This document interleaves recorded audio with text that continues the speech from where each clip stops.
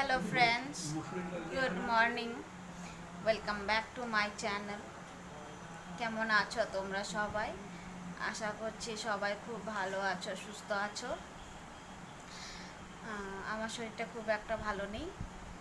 আমি এসেছি এই বাড়িতে, কিছুদিন থাকবো। চোখ মুখ দেখে হয়তো বুঝতে পারছো।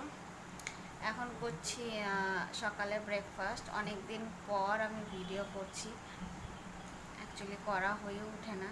এখন করছি সকালে ব্রেকফাস্টে আছে যে ডালিয়া ডালিয়া করেছি।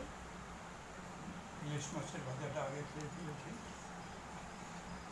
ডালিয়া এখন খাবো ডালিয়াটা।